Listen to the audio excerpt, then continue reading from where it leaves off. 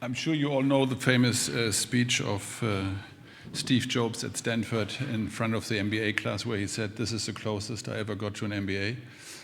So following Silvio, this is probably the closest I will ever get to a Nobel Prize winner, or kind of a Nobel Prize winner, as he has received the Nobel Prize of Computer Science, as we know it, the Turing Award. Ladies and gentlemen, dear friends of Frankfurt School, it is no coincidence that we move from one of the most distinguished thinkers and creators of our times, shaped at the forefront of scientific achievement, to the next generation of researchers who will carry these ideas forward. Because I'm absolutely convinced innovation does not emerge in isolation. It is built across generations, from foundational breakthroughs to new questions being asked, new approaches being followed, and new visions being created. It is exactly the bridge, and it's funny that Silvio showed an ancient bridge. This is the bridge we are celebrating today with the presentation of the Philipp Sandner Memorial Award. This award stands for more than academic excellence. It represents curiosity, it represents the courage to think beyond established paths, and it embodies the next generation of researchers shaping a field that is evolving at remarkable speed, the world of digital assets. When we talk about digital assets today, we talk about a market that has long moved far beyond cryptocurrencies. Today we see tokenized securities, central bank digital currencies, stablecoins, decentralized finance applications, digital identities, and entirely new forms of infrastructure built on blockchain technology. What once began as a niche experiment has become a defining component of the global financial system and actually beyond. Digital assets are transforming how we think about ownership. They are reshaping how we organize trust. Silvio spoke about that. And they are defining and redefining how markets actually function. Yet, for all the technological momentum, one fundamental question remains: how do we ensure that this development is sustainable, responsible, and aligned with the broader financial system? This is where research plays a crucial role. Excellent research is key to understanding, structuring, and advancing this new landscape. It enables us to distinguish opportunities from risks. It lays the foundation for regulation, for innovation, and ultimately for trust.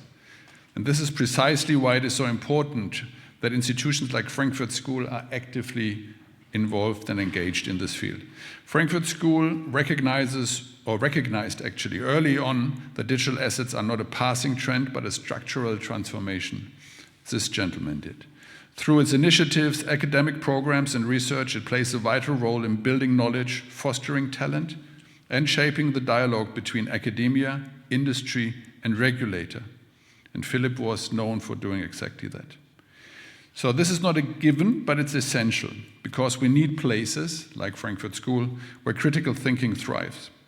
Places where interdisciplinary collaboration is encouraged, and places where young talent has the opportunity to develop ideas and gain visibility, something we want to do today as well. The Philipp Sandner Memorial Award is exactly such a platform for visibility. It reminds us of an individual who, like few others in Germany, stood for this field, for academic ambition, for openness to new technologies, and for the ability to build bridges between theory and practice. And it is in that spirit today we honor research that not only meets the highest academic standards, but also actively contributes to shaping this ecosystem. For us at WM Group, it is both a pleasure and a clear commitment to support this initiative. As a company deeply rooted in the financial market since 1947, we witness every day how structures are evolving. We see how data, technology, and regulation are increasingly converging, and how important it is to actively shape this transformation and to preserve what is so crucial for markets. We heard it a couple of times: trust. Supporting research and young talent is therefore not a nice to have for us, but an investment in the future of the financial industry, and I may say also in the future of Frankfurt as a financial hub. Because the innovations of tomorrow do not emerge in isolation. They arise where bright minds are given the freedom to ask new questions, to challenge existing systems, and to further develop their ideas. And these are exactly the minds we honor today. So let us not only see the moment merely as an award ceremony, but as a signal that this field is alive, that it is growing, that Frankfurt School is engaged in it, and that it's shaped by people willing to take responsibility. I would like to very warmly congratulate all nominees of their achievements. We again had wonderful contributions this year. All of them demonstrate the tremendous potential of the next generation, and it gives us every reason to be optimistic about the future of digital assets and research in digital assets. With that, I would like to hand over to Co-Pierre Georg, who will introduce us to the selection process, the academic jury, and the winners this year. Outstanding individuals and teams that very much deserve to be honored today. I also would like to thank our panelists and members of our panel today, and I wish all of us a continued inspiring discussion and new perspectives on lots of these questions and a successful remainder of the conference. Co-Pierre, thank you very much.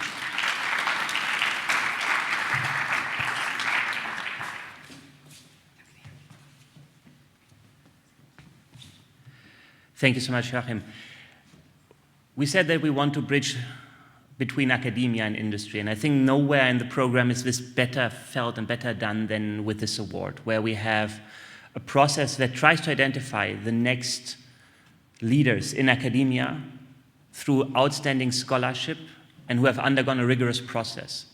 We had a committee, we had a scientific committee comprised of scholars from both Europe and the United States and Canada, both junior, because it tends to be a field where the juniors know more than the seniors about what's interesting and relevant, which is exciting, but also some senior experts.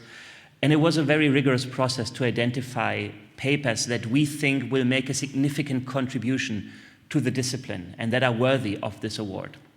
Andrea Babon, Joël Collier, Martina Fraschini, who will join us later on the panel, Alfred Leha, Jason Lee, Cyril Monet, and Martin van Oort, and Tariq Rukni have all given their input into the papers. We had 38 papers in the narrower selection. There were many more papers that were selected, where I had the pleasure and privilege to go through all of them and sort of find out what should be sent to the committee. So I've read a lot of papers. Not all as good as the ones that we are awarding now.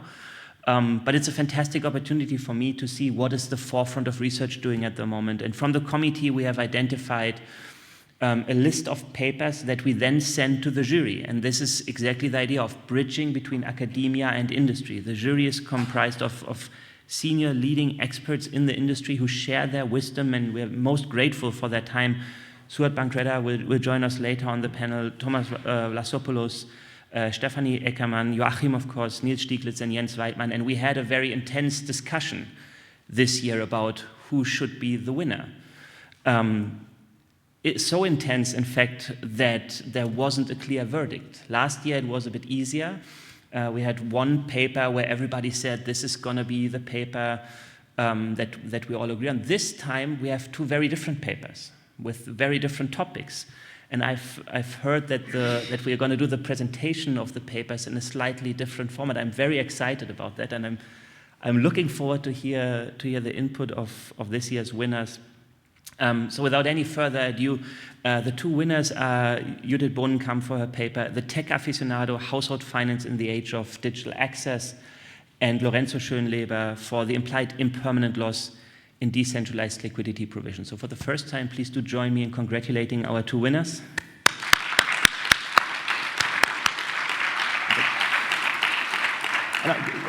And before we give over the awards, let me just say one thing. What made it so incredibly difficult for us to decide is that the papers speak on very different aspects of fintech and digital finance. One is more about the role of humans in an AI-enabled financial ecosystem. The other one is more about the market structure and how could you possibly compare those two equally important dimensions.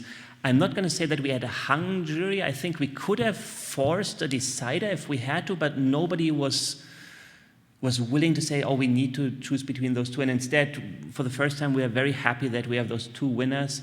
So if we could have the prizes, then I have the pleasure and privilege to handing them over to you.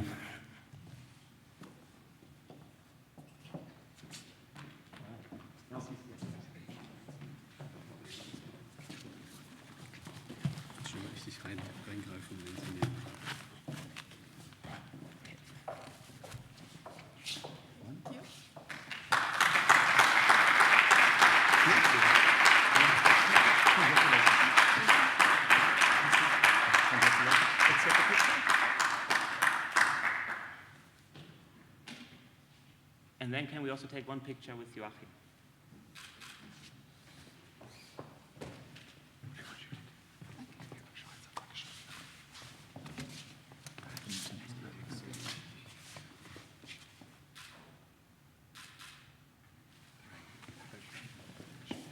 But before handing over to the panel, let me just add one word of gratitude and thanks, and that is to WM Gruppe. Because without WM Gruppe, and I need to mention Joachim by name, unfortunately, without sort of your partnership and your support for this would have not been possible. And it has a lasting and very positive impact on the profession, where we continue to award excellence in research. We continue to showcase top young researchers.